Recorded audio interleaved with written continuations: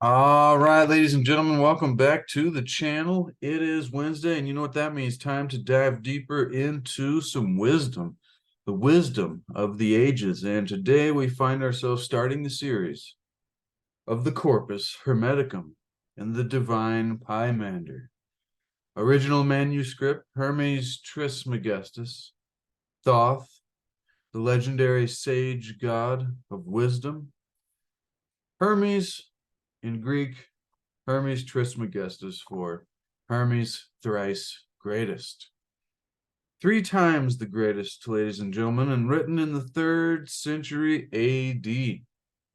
This is a new edition, 2015, edited by Tarl Warwick.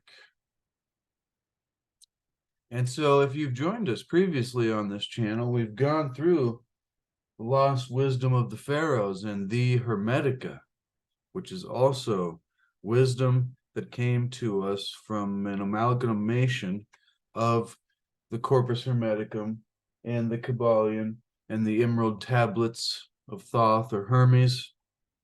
And so that was a great teaching, and it went through the history of Hermetics and the Hermetica and this lost ancient philosophy and how it was destroyed in the city of Alexandria at the dawn of the intolerant Holy Roman Empire, and how it escaped and survived in the Middle East and Iran and found itself in the House of Wisdom, built in Baghdad much later from the influence of pagan or ancient mystical spiritual philosophy.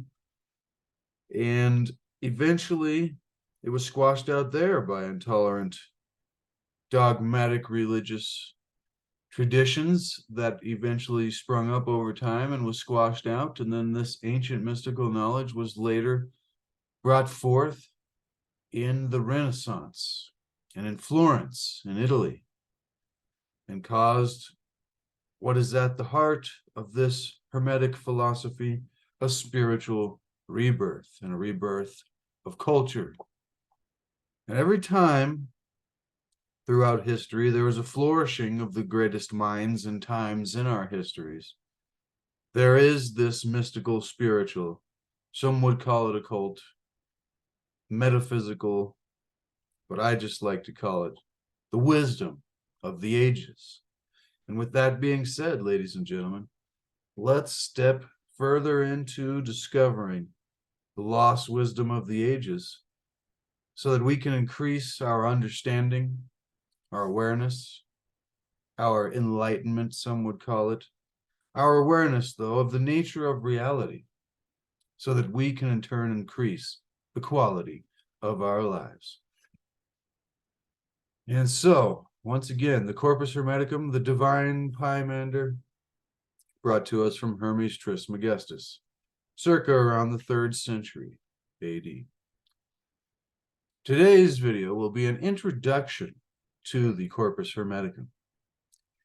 It begins by saying, quote, like other writings within the Hermetic tradition, the Corpus Hermeticum is written in the form of a dialogue, similar to the tradition of Plato's Republic, or any of a number of similar and usually philosophical works. The effect which writings such as this have upon the entirety of Western civilization is vast. The philosophy taken up and used by quasi-secular scribe and magi alike have a profound effect upon what by that time had become the political movement of Christianity, which eventually grew to encompass and inform even the most secular or mundane aspects of Western rulership and political dominion. Now, I'll add my own words here. When you look at themes in Christianity and their story, I was raised Christian and taught to memorize the Christian stories. And it is very funny, the analogies, or as you would find later, similarities to earlier works, earlier spiritual philosophies that relate directly. And it seems that the Christian canon was taken from these previous as what they deemed pagan traditions. And so with that being said, even this idea of in the beginning, creation began with light, this idea of let there be light. And this is an occult, mystical, spiritual philosophy that comes from far before Christianity existed. And so you come to see in this kind of study that there was somewhat of a copying in the form of flattery, to put it lightly, but to put it more heavily, plagiarism from these more ancient spiritual philosophies and traditions that came into what was just being described as the political movement of Christianity, which eventually encompassed and informed the most secular or mundane aspects of Western rulership and political dominion. But as we become more and more informed over time, once again, I'll be adding here that we've understood that the rulership and the political figures that are in a position of dominion have a greater understanding of the occult than we have been told, or unless we have found that for ourselves to be the truth. But even Queen Elizabeth had her own hermeticist and spiritualist, which she called her philosopher. Before we continue in the introduction, I'd like to read what the back of the book says here to give us an idea of where we might be going in this series. And once again, thank you for joining me. I love and appreciate each of you who spend time here seeking after truth, wisdom, enlightenment. But the Corpus Hermeticum is one of the primary works within the Hermetic tradition. This Renaissance-era craft is nonetheless based upon philosophical materials from far older times, namely the 3rd or 4th century AD, from which the primordial material came. Credited to Hermes Trismegeistus, the divine Pymander, sometimes called Pomander. I'd like to learn more about that description. It is interesting. Sounds kind of, wild and out there. But this touches upon astronomy, science, nature, and a great deal of theological material. An understanding, I'll add, of God, the nature of God and the universe, and our lives, and our function here, and the purpose of life. That might be a tall statement, but the Hermetica gave us many different ways and simple versions of what we could look at as the purpose of life. It is presented in the form of a discourse, the Corpus Hermeticum, being different than the Hermetica, the lost esoteric wisdom of the pharaohs. There we go. It is presented in the form of a discourse, format which is familiar to anyone familiar with Plato's Republic and some of the similar philosophical works of antiquity. Through his discourse, Hermes' discourse, where several individuals, Trismegistus attempts to draw upon the overarching philosophy, as above, so below. That which is above is like that which is below. Thus, then, this work describes the very process of ideation, the very process and ideation behind all of existence. Wow. The purpose of life and the nature of good and evil, and through its treatises upon various topics.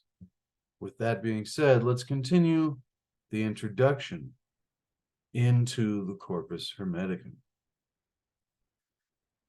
Within this text are contained 17 shorter works, technically 18, for the profession of silence is sometimes held as its own separate work from the secret sermon.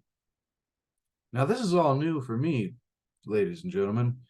If this is new for you as well, then thank you so much for joining me, because I just enjoy researching these ancient spiritual traditions that, when you learn they were just deemed paganism and, swept under the rug and kept hidden on purpose, but had a profound influence on the greatest minds and times throughout history. Real magic, possibly. To me, more just a spiritual philosophy and understanding of reality, so we can increase the quality of our lives through this greater understanding. This is what we were doing, reading the Tao Te Ching and Change Your Thoughts, Change Your Life from Dr. Wayne W. Dyer and Lao Tzu, as well as the Hermetica and Wisdom of the Ages with the many authors and poets mentioned in there, as well as mystics and philosophers. So once again, I'd be just doing this by myself anyways, and I thank you for joining me here. Now, 18, but one of them is the profession of silence. So some could say, well, that doesn't count because there's, I guess, no writing there. We'll see when we get there, but it continues by saying, quote, the material is exceedingly dense, and for ease of reading, the language has been modernized. See, I'd like to see the original translations without the modernized language, but we'll continue. And some archaic references like thee, thou, and dost, and terms have been changed without, hopefully, I'll add, changing the meaning of the text, which has already been translated multiple times into the English language, beginning in the era of the Renaissance, or Renaissance, into the period of Enlightenment. There are several basic concepts written about and spoken of by this rather mysterious figure of Hermes Trismegeistus, of emerald tablet fame. The foremost and most important concept within the corpus is that of good and evil itself, where it is treated upon at length and variously, for within some of the dialogues present the premise of each section, the premise, of each section, meander slightly, digressing from topic to topic while remaining generally centered around the central principle of each section. So it's going to take us, I'll say this, it's going to take us to meditate this and take this in our own way of understanding through this format of a dialogue in order to get the premise of each section and the understanding of the topic as it digresses from topic to topic. This will work good for me because this is how my mind works. It jumps everywhere. Then it's like, oh yeah, what was the main thing we were trying to talk about? Well, so within this text, then good is likened unto which does not change, and evil is that which changes. Very interesting. Good is that which never changes, and evil is that which changes. This reminds me of what was trying to be talked about with power versus force yesterday in the video that we weren't able to record because we had internet difficulties. We're going to power through here today, regardless of what happens, and publish this video. But there's this idea of the changing and the ever changeless, and the idea of form and that which is limited versus that which is without form and is unlimited. A very duality or polarity centered understanding. But that was a description of power and force. This here describing good likened unto that which does not change, and evil, that which changes. So maybe the good is the formless, unlimited, never changing, and the evil is the form and the limited and ever changing. The book continues here. Evil is passion, but the penultimate good lacks passion for anything except for good itself. Thus, and much more, is revealed by the powerful spirit called Pomander, quote unquote, or variously Pymander. What is this Pymander, or this Pomander, which instructs Trismegistus on this and other topics? The one, singular, and male referenced deity spoken of here as the ultimate Lord or the God of Christianity, the Christians, as the maker, is both separate from the making and yet at the same time said to be bound to it.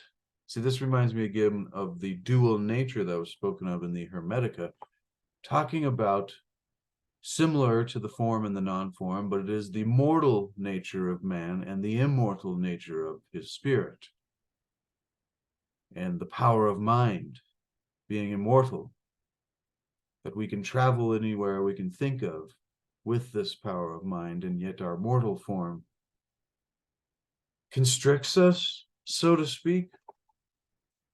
But in the Hermetica, it sounds like this deity spoken of here is what was described in the Hermetica as Atum, or the force, or the universe, or the life essence behind all of reality, the Tao, God. As Wayne Dyer would put it, you can call it whatever you like. Louise, Contenfloss, or as one funny guy said, Mickey Mouse. But this does not change that it is the underlying reality or essence or source of all that we see and experience, and that we are a part of. It being universal means there is nowhere that it is not. And so if there is nowhere that it is not, then it is the rocks and the trees and the books as much as us and everything that we see.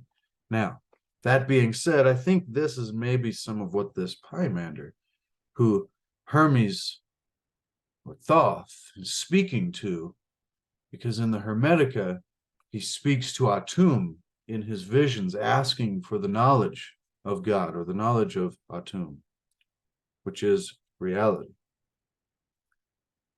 The book continues, this work may be seen as espousing an early variant of the modern physical principles, namely the retention of matter. At the time it was written, the concept that substance was routinely destroyed was generally accepted. And for several centuries, that mode of thought would remain intact. Here, however, Trismegistus briefly, Hermes, I would prefer to call him, or Thoth, briefly mentions that there is no destruction and rather merely change, or as he puts it, dissolution, quote unquote. This is an important concept and shows an intellectual capability centuries ahead of its time. Measured in secular terms, in more than 1,000 years ahead of religious scholarship.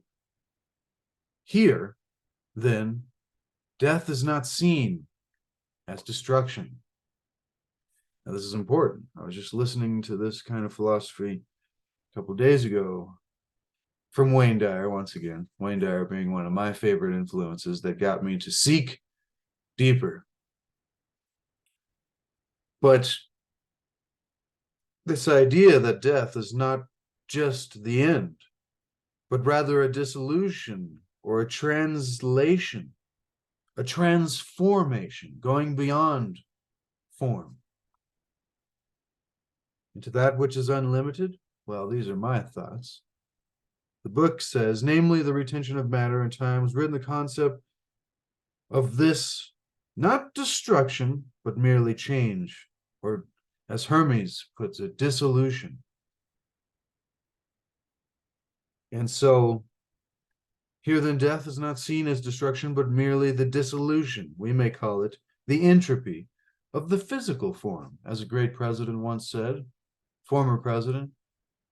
For I am fine, do not worry, although my house is decrepit and decaying, and he goes on to describe the decaying nature of the roof and the floorboards and the doors and all the things of the house, which was his body in this form of poetry.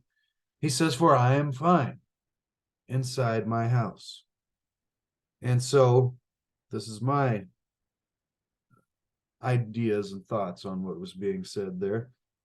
And so back to what Hermes is saying, or the book is saying here, that this idea that we would remain intact, however, the disillusion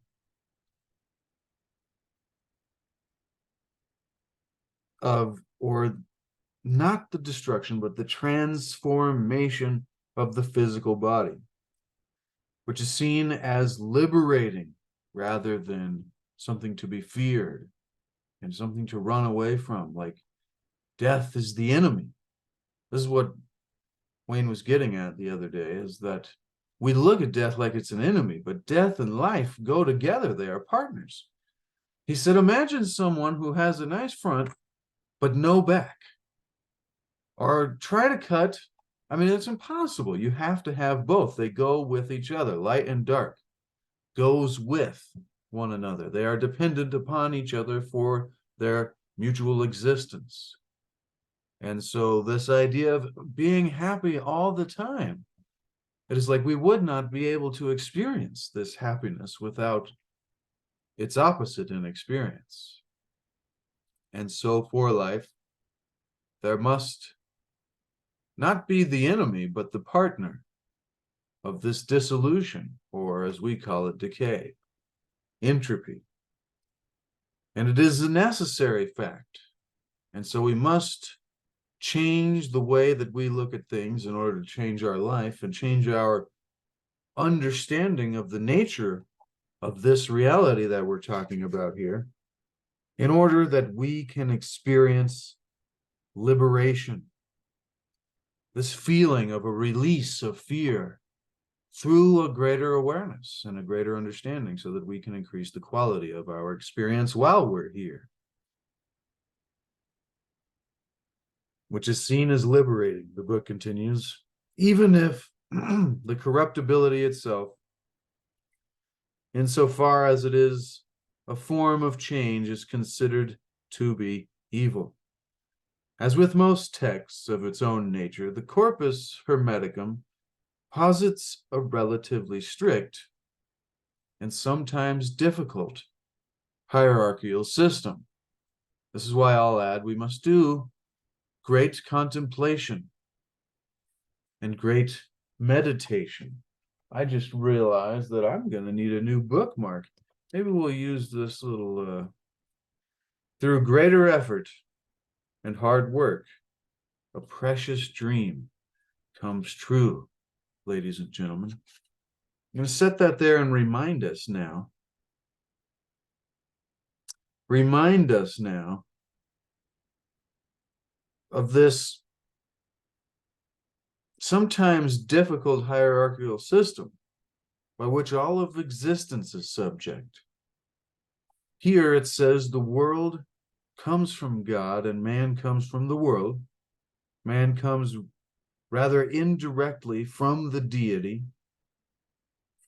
through the power of mind, like we learned in the Hermetica, through the deities, the different gods. This is astrology, which infused nature and us coming from nature, Mother Nature, and Father Heaven, or Atum, however you take the translations of that. But then we are given archetypes. I was going to say archetypal, but we are given these astrological traits from each of the gods, whether we are a lover, or we are an artist, or whether we are a fighter, or a philosopher, or an intellectual, and many, many more characteristics that go on to make up each of our individual designs or archetypes, so to speak. But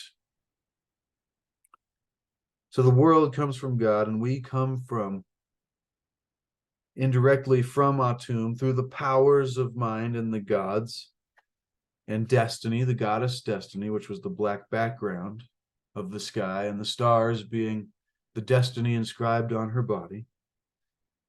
And through this power of the mind, we are able to comprehend an image or likeness of this god, Atum, or this being, by noting the supposedly divine and natural systems and cycles and synchronicity that is present in the world and the nature of the world therein.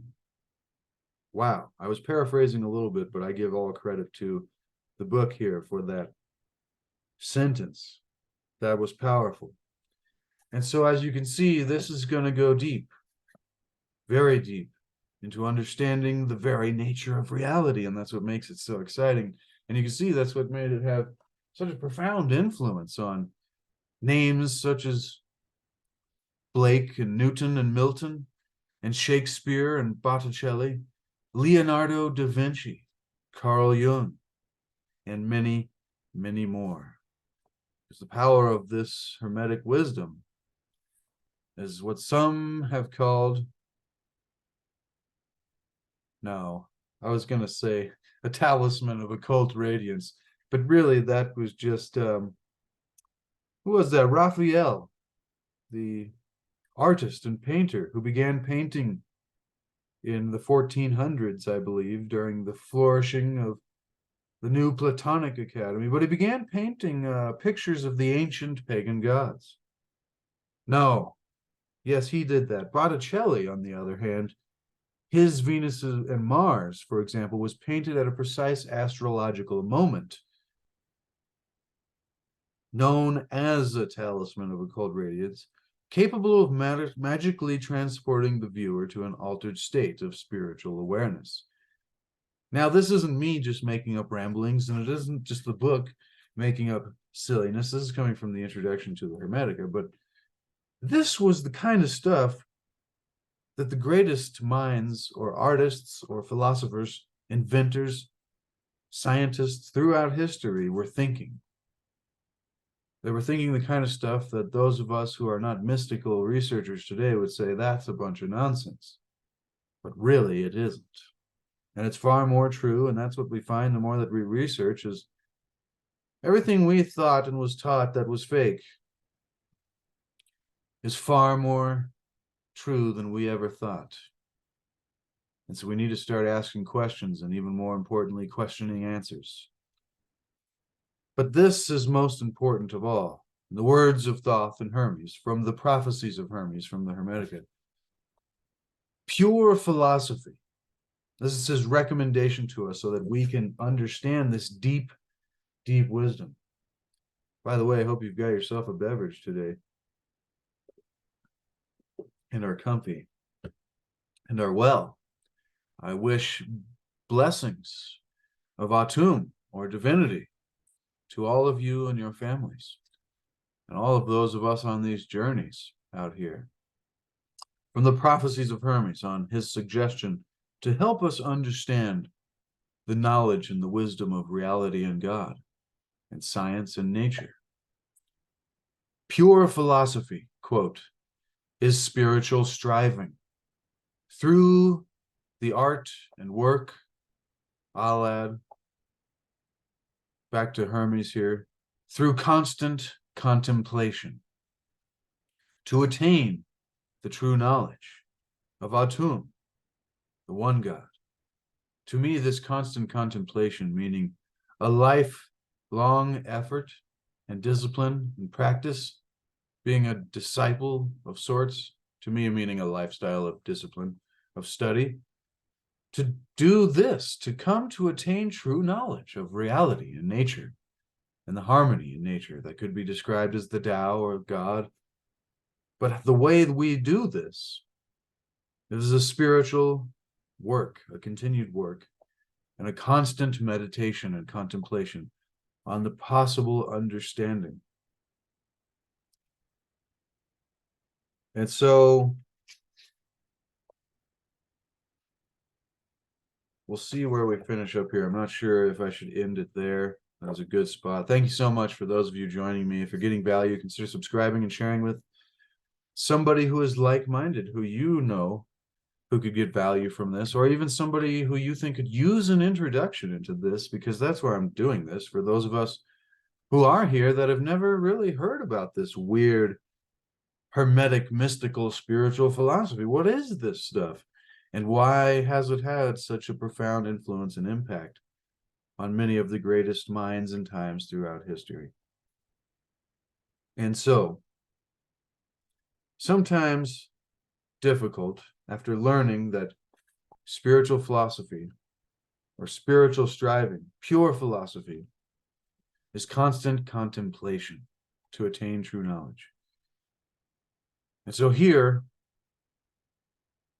the concept of motion and permanence is also of note within this work. To Hermes Trismegeistus to Thoth, if something has its own motion, its own willful volition, it must be immortal and have permanence and be of a higher level of divinity of sorts. This is opposed to the created things in existence which are moved, and by where they move at all independently, they do so as the result of the concept or the principle of quote-unquote passions, which he notes are also form of that which changes, or that which is in process of dissolution, of corruption and evil, and which are subject to change and eventually death and dissolution, as he generally terms it. And so in what was likely seen as the vaguely heretical view at the time that this work was made, Trismegistus insists that the singular God permeates all things, and that thus even a mortal, man or woman, is utterly part of this same deity. As I like to put it, we are it. It is us. There is no separation. And so that we are utterly a part of this same deity, a deity which holds all power, makes all existence, and is never bereft of motion, or as we may say, is never changing. The presence of divine will and the action thereof derived from it. The concept of an existence permeated by a deity rather than governed by a deeply anthropic, separate being living in the skies somewhere. So this is what I would call anthropomorphic, or creating a humanized character out of a concept, turning God into a person like Santa up there in the clouds, judging who's naughty or nice and who's going to get the coal and sleep. You know, I mean, this is are we really out here thinking that God is Santa? And we got to watch, you know, this is a fear and guilt control concept that could be used and has been used by certain traditions for thousands of years to keep those of us stuck in darkness rather than reaching to creating enlightened the light and bringing it out, or pouring it into the hearts of humanity, men and women. Creating enlightened men and women is what I was trying to say. I started rambling, waxing poetically there, ladies and gentlemen. Once again, if you're getting value, thank you. I appreciate you being here. It means a lot to me. And so or as we may, the concept of existence permeated by a deity, rather than governed by a deeply anthropomorphic or anthropic separated being living in the sky somewhere, was the most revolutionary idea, and should be to those of us that have yet to come to this realization for ourselves, among Western discourse of all time, I would say, but it says at the time until the Age of Enlightenment. Most depictions of the cosmic realm place that the quote unquote Christian Lord on a literal throne in the literal clouds. Forgive me if this is offensive to you. This is spiritual philosophy for those of us that are open-minded. This is the key point here. We are not separate from God. You are just as much a part of God as any other bit of creation, and you are just as much deserving of divinity and greatness and success in your life as anyone else is entitled to.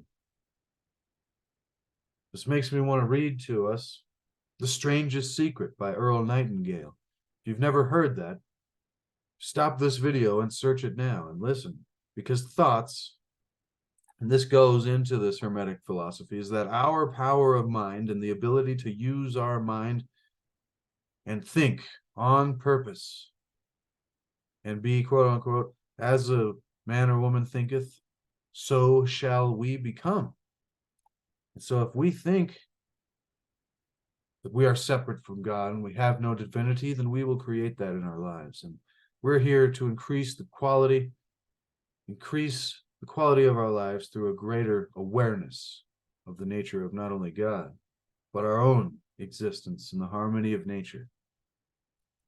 I apologize if I ramble too much, but that's the fun part for me. So hopefully it is for you too. And so most depictions of the cosmic realm was this, before this enlightenment, was the idea of a literal throne and a literal guy up there in the clouds reigning over the world with a sort of detached interest, while remaining more or less separate from the same creation he himself once intermingled with in the olden days. Here, though, this deity is not only deeply but innately and escapably involved within the process of reality, minute to minute, second to second. We are not breathing our lungs. We're not sitting here thinking, all right, I need to blink. Probably noticed me blink a lot more there because I thought about it. But what breathes our lungs and beats our hearts is not our conscious attention. It is, I would like to call, the Tao, or the Force, or God. Atum, as Thoth described it. And so this deity that is not only deeply but innately and inescapably involved within the process of our lives and creation from moment to moment. This is, of course, here opposed to the process of generation, which is seen as a slightly purgative and largely corrupt process by which mortal beings reproduce over time in accordance with change. Oddly, failing to reproduce is said here to be with a great deal of torment. Huh. That was a weird direction to go from what it was saying there a second ago. It continues, though. Let's see how close we are here. Yeah, we're almost done with the introduction. So this will be a perfect video. Almost done here. Hang on. We have the last couple paragraphs. And then we find ourselves ready for next week at the beginning of Hermes Trismegeistus, his first book, coming to us from the Corpus Hermeticum. And we are reading this for purposes of teaching and commentary and expanding the mind so that we can increase the quality of our lives through greater awareness and understanding of reality. Trismegistus states that the best way to honor Thoth, not Thoth, sorry, Atum, the one God, the Tao, God, quote unquote, spirit, whatever it is for you, once again, once you name it, you negate it. So it is not the name that is most important. But Trismegistus states that the best way to honor this divinity is through silence. And through this silent praise. We may regard this in numerous ways, although it is possible this is merely telling those reading the discourse to get out of our own way, I'll add, but back to what the book says, quote, of God's way, and allow his nature to work. Go with the flow. This was what the Tao taught us in many different ways. Because it is a futile effort to resist. That is one of my favorite teachings. Not even heaven and earth can sustain a forced action, which means to me, through the metaphor of nature, that even nature cannot continue to sustain a storm and force it to always be sunny. There must be a balance of both. And so, with that being said, we must get out of God's way and allow his nature to work, because it is futile to resist it. Fate, of course, is regarded as real in Hermetic tradition, although it is a system of fate slightly more tempered than that of contemporary mainstream Christendom. I'm glad it keeps comparing it to Christendom, or the Christian perspective, because that is how I was raised here in the West, and that's how a lot of us are taught to think of God and the nature of spirituality. It's from the separate perspective that we are not one with it, and it is us, and we have a divine power within each one of us. So fate is, of course, regarded as, okay, in accordance with the going wisdom of the age, the physical form is here said to be crafted from a mixture of moisture and dryness, and of the four elements: fire, earth, water, and air, as well as sort of an ethereal, or the divine essence, which is the fifth element, or the fifth principle, which is the akasha, or the ether, or the principle of mind. And so this is also part of the Hermetic wisdom, but apparently they don't touch on it very often in these more simple texts for the beginners, but rather it's not until an initiation into Hermetics do you begin to learn the significance and the powers of the elements. But that's beside the point. The four elements, as well as a sort of ethereal, or divine essence, which is described in philosophical terms rather than physical ones. The unlimited. Certainly the Corpus Hermeticum, in its various ruminations on the nature of uncultured, quote-unquote, brute beasts, as it remarks upon repeatedly, could have lent itself well to some of the colonial sentiments of the Renaissance, or the Renaissance. Indeed, applied to humanity, the Westerner might as well have seen those tribes first encountered in the Americas, or Africa, or Java, or elsewhere, as merely being part of this same brutishness. But that would be a failure, I would say, to recognize the divinity in all of creation, especially the marvel that is humanity. But, nevertheless, the book continues, which Trismegistus states operates singularly upon a principle roughly akin to instinct, rather than through the true volition of the true mind that is always spoken of in this philosophy. So this would be more the animal kingdom that operates on instinct. See, there's the mineral kingdom. I'll just show you this painting here that I did. But so this is the magician. So we have the plant kingdom, the mineral kingdom with the rocks, and then we would have an elephant over here, which is more difficult to paint, which would be the animal kingdom. And then these symbols here being the positive, negative aspects of male and female human beings. And then positive, negative principles of polarity, with each of the four elements coming down into reality from the Akasha principle of the mind of Atum, or God, or of creation. So, if you like that and you'd like one for yourself, leave me a comment and let me know, because I can do more of those in the future. As you can see in the back, I like to paint some landscape paintings, as well as, I don't know, that's the only one of those I've done, but that comes from the image of the magician. So, now let's finish up here, ladies and gentlemen. I really hope you got value. Once again, I love and appreciate each of you that spends time here with me and Hermes Trismegeistus, seeking after the lost wisdom of the ages and the pharaohs. And so, thus, these lesser beings are under the dominion of man, as he states on several occasions, while man remains as, quote unquote, the creation of the world and nature subject to the same, and is afflicted with the same corruption that a beast is, namely mortality on the physical level. And remember, this was our dual nature, that we are immortal and mortal at the same time, with being spirit and mind and body. Body, ladies and gentlemen, subject to the physical reality of nature. And man thus has access to both planes. So I'll read this again. We are afflicted with the same corruption that is, namely, mortality on the physical level. However, the mind and soul of man and woman,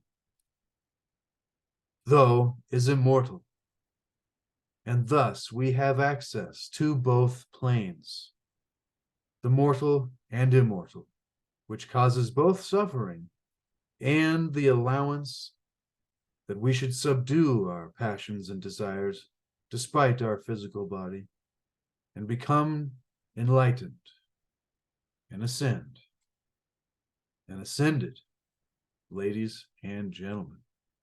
And that is a boom to wisdom and a boom to the introduction to the Corpus Hermeticum and the divine Pymander, Hermes Trismegeistus, and the esoteric and occult spiritual philosophy of Hermetics. Ladies and gentlemen, this is going to be a great series. I can already feel it, because the Hermetica was such a great series. And if you got value out of that series, or if you're getting value of episode 1 here in this one, thank you so much for being here. Be sure to like, subscribe. It helps the algorithm get this content to more people that can help expand their own spiritual philosophy, and hope that we can achieve a greater quality of life for not only ourselves, but those in the world around us, through a greater understanding of God and the nature of reality, and our own selves, even more importantly. And so remember, ladies and gentlemen, seek to achieve and maintain happiness through enlightenment, a greater awareness and a greater understanding of the nature of reality, and seek to discover the lost wisdom of the ages and the mysteries of our history. And also remember that there is no way to happiness, because happiness is the way. It is the activity that we must bring to life. And when we can do that, then all the things we've been telling ourselves, oh, I'll be happy when I'm this kind of person, or have that much money, or this kind of, all of that becomes irrelevant, because then we are there. And then the entire journey is hopefully wonderful, ladies and gentlemen. Once again, thank you so much. I love and appreciate all of you. Be sure to expand the description if you'd like to support me here, and check out my Etsy shop.